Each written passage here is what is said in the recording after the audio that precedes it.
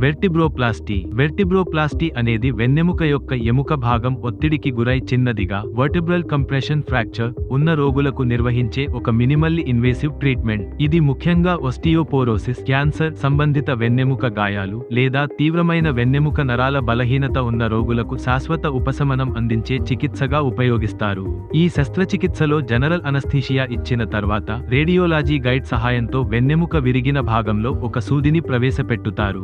ఆ తర్వాత bone cement, surgical bone cement ను ప్రవేశపెట్టి దెబ్బతిన్న వెన్నెముకను బలంగా, స్థిరంగా ఉంచుతారు. ఈ ప్రక్రియ వల్ల వెన్నెముక మరింత దృఢంగా మారి నొప్పి తగ్గుతుంది.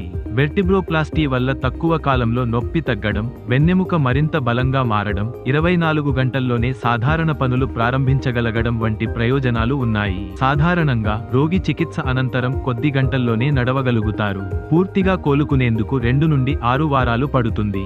అయితే ఈ చికిత్సను ప్రాథమిక మెడికల్ ట్రీట్మెంట్ ఉపయోగపడని వారికే చేయాలి. ఇన్ఫెక్షన్, బోన్ సిమెంటు చుట్టూ పక్కన నరాలకు లీక్ అవ్వడం, నరాల నొప్పి వంటి కొన్ని కాంప్లికేషన్లు తలెత్తే అవకాశం ఉంటుంది. అందువల్ల అనుభవజ్ఞులైన వెన్నెముక నిపుణుడి సలహా తీసుకున్న తర్వాత మాత్రమే వెర్టిబ్రోప్లాస్టీ చేయించుకోవడం మంచిది.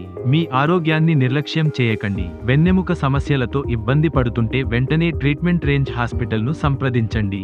ఆరోగ్యశ్రీ సదుపాయం కలదు. మరింత సమాచారం కోసం సంప్రదించండి 9888193334 KPHB, హైదరాబాద్.